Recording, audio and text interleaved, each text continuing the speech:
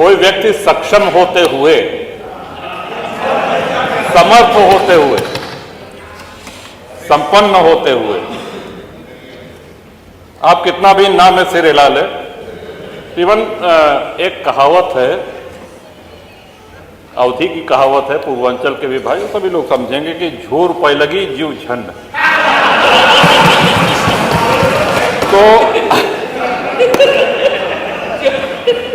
फिर घर से आते समय साहब सामने एक ट्रक जा रहा था, उसमें पीछे लिखा था कि जहां बेदर्द हाकिम हो वहां फरियाद क्या करना। तो माननीय संसदीय कार्य मंत्री जी चाहते तो हम लोग खुशी मुस्कुराते हुए उपहार सहित अपने क्षेत्र में जाते। अब हम सब लोग मायूस चेहरे लेकर के, लेकिन आपने ये कहा है कि साहब इंतजार करें, तो आपसे निवेदन है कि इंतजार की घड़ियां जल्दी बीते। और प्रश्न सिर्फ विधायकों के भत्ते और वेतन का नहीं है, प्रश्न जनता से जुड़ा हुआ है। हैंडपंप की समस्या बराबर सभी माननीय सदस्य उठाते रहें, इस पर कृपा पूर्वक विचार करें। माननीय अध्यक्ष जी, आपको जनसत्ता दल के हम लोगों की तरफ से, सभी की तरफ से उत्तम स्वास्थ्य की कामना। पक्ष और विपक्ष के सभी सम्मानित सदस्यगण, हमारे आदरणीय माता बाबा, नेता प्रतिपक्ष, विधानसभा के सभी कर्मचारी, प्रमुख सचिव साहब, सभी पत्रकार साथी, आप सब लोगों ने इस सत्र को संपन्न कराने में अपना योगदान दिया, सभी को आभार। और एक बार पुनः अपनी बात रखते हुए कि साहब कौन सो काज कठिन जग माही, जो नहीं हो तात तुम पाही। अब जानबूझ के अनसुनी कर रहे हैं माननीय मंत्री जी, कौन सो काज कठिन जग माही। तो कृपा पूर्वक विचार करें। और हम सभी लोग आशान्वित हैं, आप स्वयं समझदार हैं, सभी लोगों की बातों का हम भी ये जानकारी चाहते हैं कि गांव जो बसे हुए हैं, क्या वो लोग अपनी भूमिधरी में घर बनाए हैं? इस सिद्धांत के तहत तो उनको भी बेदखल कर देना चाहिए। फिर जो आबादी में है, जो ग्राम समाज में है, गांव के गांव बसे हैं, गांव में अपनी भूमिधरी में किसने घर बनाया है? सब कच्चे में सब कच्चे में। तो कौन सा विकास कर रहे हैं? लोग सड़कों पे आ जाएंगे। और जब उस समय अंग्रेजों के बंगले, अगर प्रयाग की ही बात की जाए, तो सिविल लाइन में भारतीयों को घर लेना निषिद्ध था, मना था, वहां सिर्फ अंग्रेज रह सकते थे। अपनी सेवा के लिए उन्होंने गाड़ीवान, कोचवान, बग्घी चलाने वाले, धोबी, माली, खानसामा, इन लोगों को वहां पे स्थापित किया, जो पुष्ट दर पुष्ट वहां पे चले आ रहे हैं। सागर पेशा एक बहुत बड़ा आंदोलन है प्रयागराज का।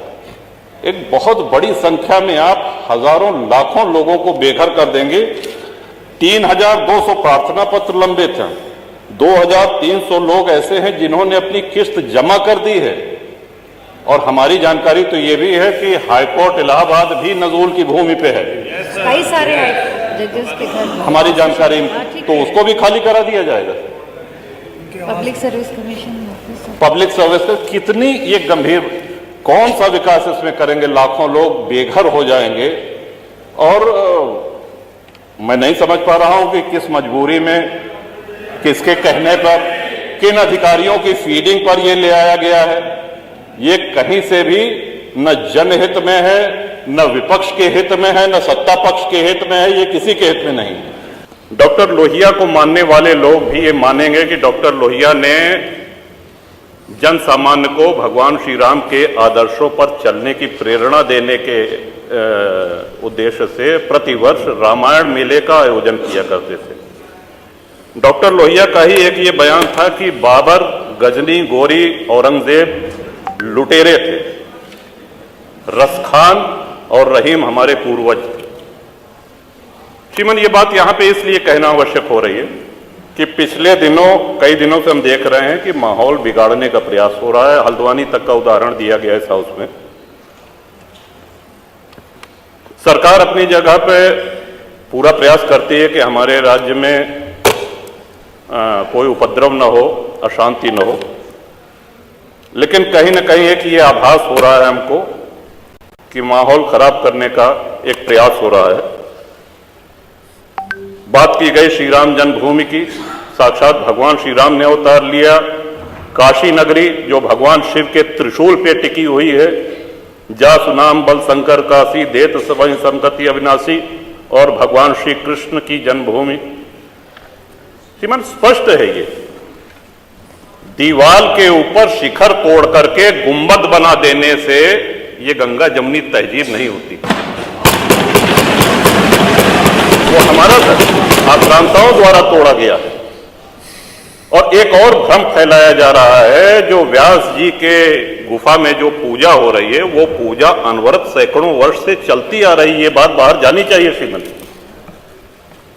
अनवरत सैकड़ों वर्ष से, इस पे सन 93 में स्थानीय प्रशासन ने रोक लगाया, किसी न्यायालय ने रोक नहीं लगाया इसकी पूजा पे।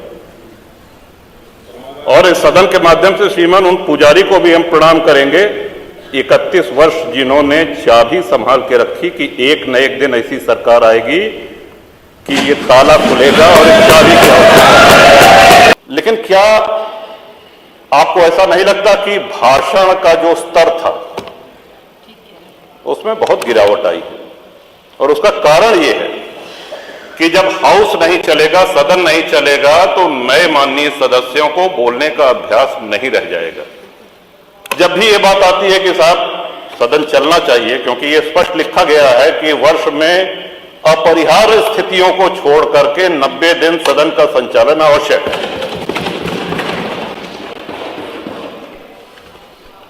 लेकिन दुख इस बात का है, चाहे जो दल सत्ता में रहे, जब इसकी चर्चा होती तो बहस इस पे होने लगती है कि साहब आपके समय में 19 दिन चला था, मैंने 20 दिन चलाया, या आपके समय में 20 दिन चला तो मैंने 21 दिन चलाया, और चर्चा यहीं पे हो हल्ला होकर के समाप्त हो जाती है। ये रिकॉर्ड तो बताया जाता है कि सबसे कम किसने चलाया, दूसरे नंबर पे कौन था, ऐसा भी हुआ कि इतने दिन सदन चला, इतने दिन। क्या कभी हमने ये जानने का प्रयास किया कि जब हमारा देश आजाद हुआ था तो कितने दिन सदन चला था, या जब से ये सदन चलना शुरू हुआ है एक वर्ष में अधिक से अधिक सबसे ज्यादा किस वर्ष चला है, और क्यों ना उस रिकॉर्ड को हम लोग तोड़ें।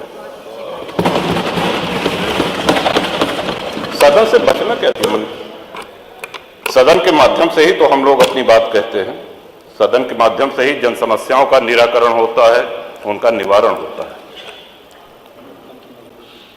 लोकतंत्र मजबूत होता है। ये लोकतंत्र की आत्मा है। आत्मा को जितना मजबूत करेंगे उतना हम सभी लोग पुष्पित पल्लवित होंगे इस लोकतंत्र में। अल्लामा इकबाल, फिर वही होता है कि आधा अधूरा बोल दिए जो है पूरा बोलना चाहिए। अल्लामा इकबाल पहले वो व्यक्ति थे जिन्होंने कहा कि हिंदू और मुसलमान एक साथ नहीं रह सकते। पाकिस्तान के आइडियोलॉजिकल फादर, इसने कहा कि मुस्लिमों को अलग देश चाहिए।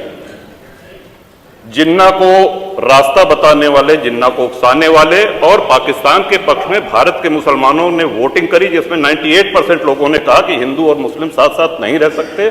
इस बात पे लेकर के बंटवारा हुआ, और सारे जहां से अच्छा जो कविता सुनाई गई वो अधूरी है। 2 पंक्ति उसकी हम भी सुना दे रहे हैं कि ए आब रूद गंगा, वो दिन है याद तुझको, उतरा तेरे किनारे जब कारवां हमारा। कि गंगा के वो मैदान तुमको याद है जब हमारा कारवां उधर से आक्रांताओं का कारवां आया था। ए आब रूद गंगा, वो दिन है याद तुझको, उतरा तेरे किनारे जब कारवां हमारा। चीनो अरब हमारा, हिंदुस्तान हमारा, मुस्लिम है हम, वतन है सारा जहां हमारा। ये है, ये तरानाए मिल्ली की पंक्तियां हैं, अल्लामा इकबाल ने 1910 में लिखी थी श्रीमान। हम ही क्या धर्मार्थ देते रहेंगे, सभी कुछ हो मौन सहते रहेंगे, कि धर्म को देंगे बल अन्य जन भी, तजेंगे तो क्रूरता छल अन्य जन भी। श्रीमान, हिंदू तो सर्वसमावेशी है। किसको आश्रय नहीं मिला, किसको आसरा नहीं मिला? यहां पे जो भी संकट में आया उसको हमने अपनाया। कभी किसी हिंदू ने नहीं कहा कि हम मुसलमान के साथ नहीं रह सकते हैं।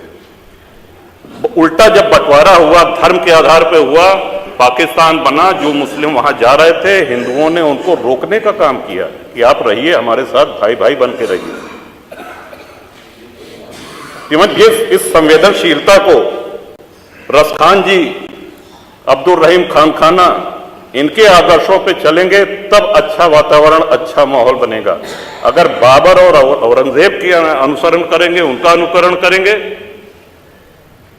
तब तो शांति की कोई गारंटी नहीं। मैं फिर से पुनः बधाई देता हूं, इस बजट का समर्थन करता हूं और माननीय योगी जी की सरकार को बधाई देता हूं। और ये हम लोगों का सौभाग्य, इस पीढ़ी का सौभाग्य है कि अपने जीवन काल में भगवान श्री राम के भव्य मंदिर का